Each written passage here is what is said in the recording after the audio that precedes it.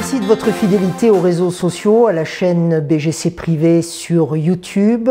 Émission spéciale de semaine en semaine pour découvrir les personnalités de la région Auvergne. Un programme soutenu par BGC Toscane, agence conseil en communication. Je reçois Daniel Ruiz, je suis très heureux de recevoir Daniel. Merci, on va se tutoyer. Absolument. Puisque dans la vie, on se tutoie. Daniel, tu es journaliste, ancien rédacteur en chef du journal La Montagne, journal dont tu restes une figure et une plume, grand reporter, rédacteur en chef, je l'ai dit, éditorialiste, correspondant du journal en poste à Paris. Est-ce que tu te souviens du tout premier papier que tu as écrit? Alors peut-être pas pour La Montagne, peut-être pour un autre canard? Je m'en souviens parfaitement. Et c'était à quelques centaines de mètres d'ici. Pour l'anecdote, j'avais décidé pendant l'été, j'étais prof d'espagnol à l'époque. Je venais d'avoir le CAPES, j'étais prof d'espagnol. Et j'avais décidé de travailler pendant l'été parce que j'avais pas beaucoup de sous et je m'étais embauché sur le marché foncier pour pouvoir me payer une télécouleur pour regarder la Coupe du Monde de foot qui avait lieu cette année-là. Et un de mes amis vient me présenter son épouse, il allait se marier quelques semaines après, et m'inviter au cocktail. Il me dit « mais t'es complètement fou d'aller sur le marché, je viens de voir qu'ils cherchent des auxiliaires à la montagne pour l'été ».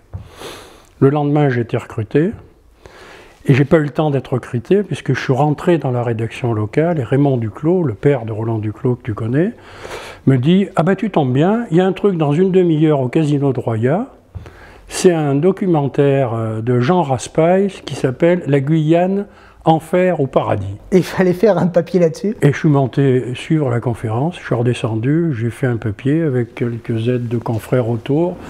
Ça s'est trouvé très bien, ils m'ont gardé. Est-ce que toi, une fois que tu as été aux commandes du journal, tu as permis à d'autres de commencer ainsi? Oui, ça a été quand j'ai été là et quand j'ai pris en plus la responsabilité, ensuite la responsabilité du Journal du Centre en Bourgogne, qui est une des filiales du groupe, ça a été une préoccupation permanente, de ne jamais laisser les jeunes seuls dans leurs premiers jours, parce que là j'avais beaucoup souffert quand même, et puis après de tendre des perches à chaque fois pour que chacun comprenne, expliquer, etc. Et en général ça réussit assez bien, quand on s'intéresse à eux, ils progressent très très vite.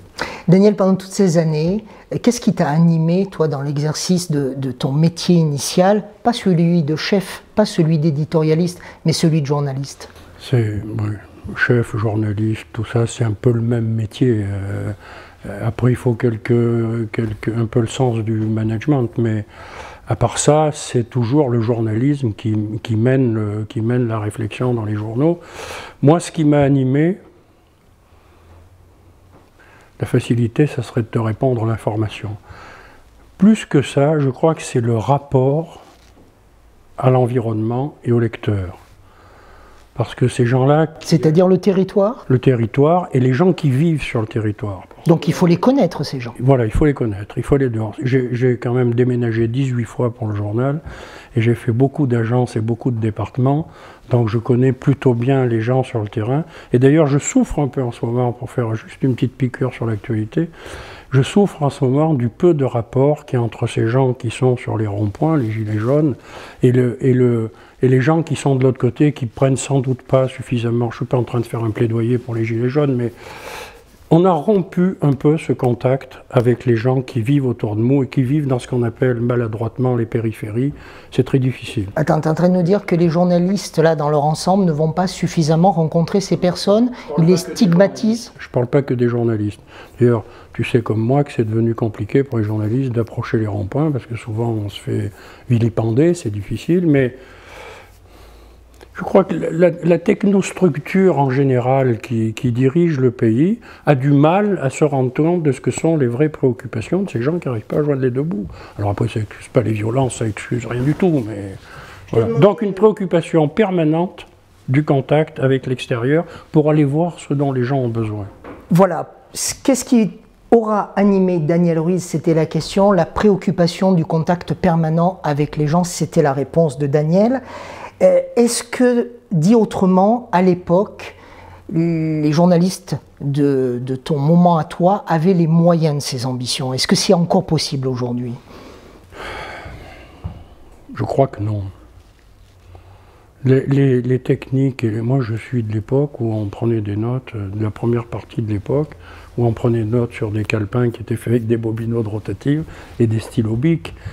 Tout ça évidemment ça a beaucoup changé, les techniques ont évolué, l'informatique, les ordinateurs, le travail à distance,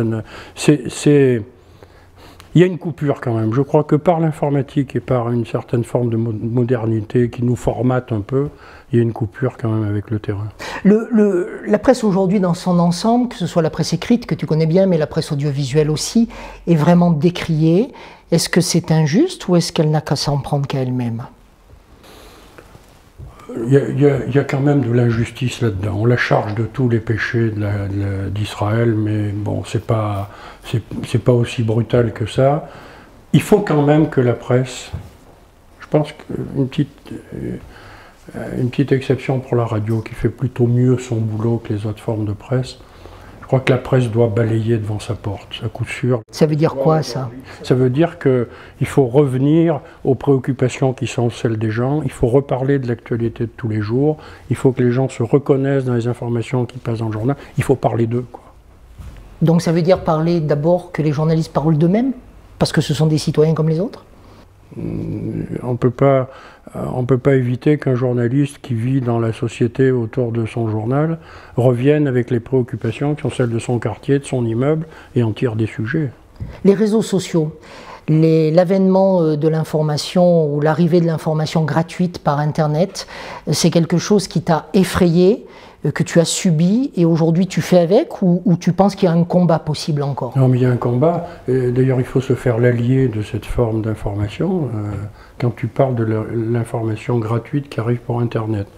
Je fais, moi, une petite nuance avec les réseaux sociaux, qui peuvent être la meilleure et la pire des choses. Il faut travailler sur Internet, mais il faut que ce soit des journalistes qui fassent cette information pour la verrouiller et tout. On voit bien tout de suite avec ce qu'on appelle les fake news, c'est-à-dire les fausses nouvelles. Moi, je vais jusqu'à dire qu'il y a un moment, si on continue sur cette pente-là, on risque de mettre un peu la démocratie en danger, ou en tout cas la forme de démocratie qu'on connaît. Daniel Ruiz, ancien rédacteur en chef du vaisseau amiral Centre-France, c'est-à-dire le journal La Montagne, grand reporter, éditorialiste. Il a connu aussi un travail presque quotidien avec les présidents de la République. On en parlera dans le second volet de cet entretien. À très vite. Second volet de notre entretien spécial avec Daniel Ruiz, journaliste, éditorialiste, grand reporter, ancien rédacteur en chef du journal La Montagne. Daniel, tu parlais, nous parlions de l'information sur les réseaux sociaux et sur Internet. Est-ce que c'est le rapport à l'information qui a été modifié au sens où justement la liberté d'expression via Internet nous amène en fait une circulation de l'information qui n'est pas l'information? Oui, c'est incontestablement, c'est le vrai problème de cette forme d'information est là. Et c'est pour ça que je disais tout à l'heure qu'il faut que les journalistes s'en emparent, les journalistes le maîtrisent, parce que sinon on va vers des dérives terribles. Ça circule beaucoup, ça va très très vite. Dans la journée, il peut se passer, regardez comment on a mobilisé en certaines circonstances, mais souvent, des activistes de la pensée, comme on en voit beaucoup en ce moment, se glissent là-dedans et arrivent à créer des désastres de mauvaises informations et de dérives. On voit bien ce qui vient de se passer pendant 1 mois et demi en France. Et ça, c'est le travers fondamental de l'outil mal contrôlé. Grand reporter, direction l'Afghanistan, nous sommes en quelle année?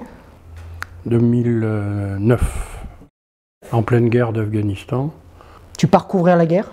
Je pars couvrir la guerre parce que quelques semaines avant, je suis avec le secrétaire d'État aux anciens combattants à Sarajevo pour une opération à laquelle il m'avait invité. Et il y avait là le général Kuch, qui est le général qui s'est fâché à Montauban avec Sarkozy et qui a démissionné avec grand fracas. Et dans la conversation, il disait tout le mal qu'il pensait de la couverture par les journalistes de la guerre d'Afghanistan. Et je lui ai dit, mais c'est vous qui nous informez mal, en général. Et je lui ai dit, mais moi je vous prends au mot, demain matin je suis au CIRPA, arrangez-moi une enquête là-bas. C'est le service communication des armées.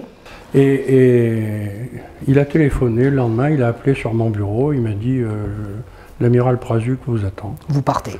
Et je suis parti le lendemain, alors ils commençaient à me préparer des voitures climatisées. J'ai dit non, moi je veux partir avec un régiment qui sont un régiment de notre zone si possible. Il s'est trouvé que le 126e régiment d'infanterie de Brive était à Kaboul. Et j'ai passé 15 jours avec eux au front, y compris dans ce qu'on appelle les omelettes, qui sont les AOMLT, sont les commandos qui sont toujours au front et qui se font tirer dessus à peu près tous les jours. J'ai passé 2 jours avec eux. On se sent vulnérable à ce moment-là? Oui.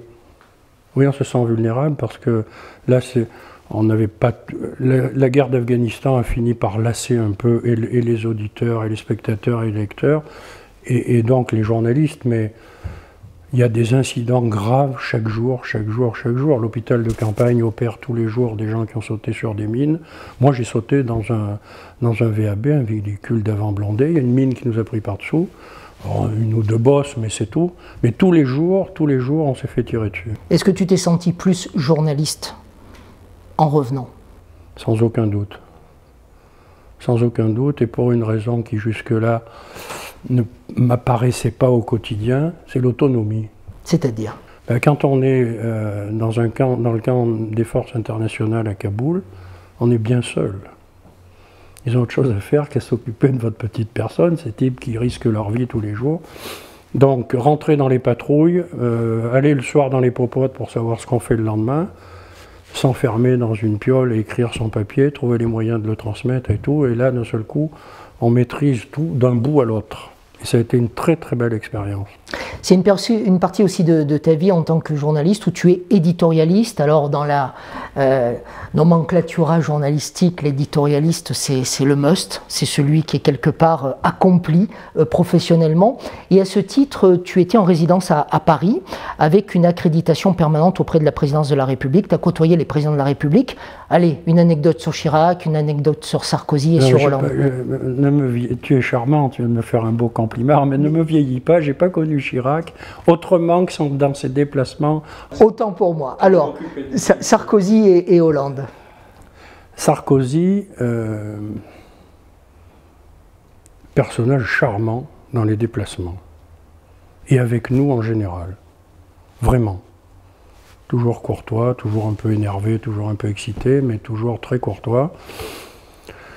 Et donc, moi, je faisais partie de la dizaine ou de la quinzaine qui était systématiquement appelée à faire les déplacements. J'étais accrédité Élysée, effectivement, presse élyséenne. Je les ai presque tous faits, ceux de Sarkozy, ce qui, forcément, a créé, avec les têtes qu'ils voyaient le plus souvent, ils finissaient par nous appeler par notre prénom, quoi. Et une anecdote, le premier voyage qu'a fait Carla. Donc sa femme. Alors une première anecdote, il est arrivé, on était au Vatican, il était reçu par Benoît XVI, et puis, comme toujours, il a la mauvaise habitude d'arriver en retard. Même devant le pape? Oui, ça a été très très mal pris. On rigole moins au Vatican. C'était très très mal pris, et il y a eu des cardinaux qui ont rouspété et qui l'ont fait savoir très très proche. L'autre anecdote plus amusante, le premier voyage de Carla Sarkozy, il y avait une halte au Tchad pour aller voir Idriss Déby parce qu'on venait de les aider à repousser les rebelles. Et puis après, on allait en Afrique du Sud. C'était les derniers jours de Thabo Mbeki qui allait être remplacé. Et donc quand elle est arrivée au Tchad, on savait tous sur l'aéroport qu'elle allait descendre de l'avion. Et alors, on était tous agglutinés devant comme des mouches.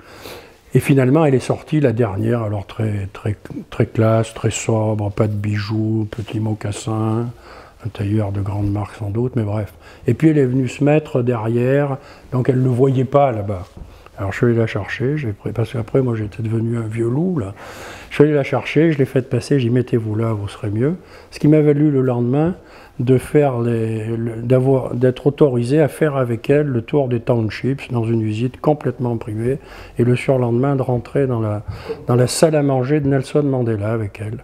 Un peu de courtoisie. Le roi était mon cousin ce jour-là. et avec le roi d'après, François Hollande? Ah ben, le roi, c'est un peu différent.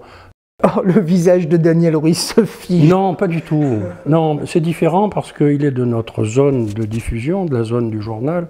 Donc, on a déjà eu beaucoup d'occasions de le voir, soit à Limoges, soit en Corrèze, etc. Donc du coup, il y a une sorte d'habitude qui s'est créée, et on se voyait... ça a été moins compliqué de me familiariser avec Hollande que de me familiariser avec Sarkozy, qu'on ne connaissait pas.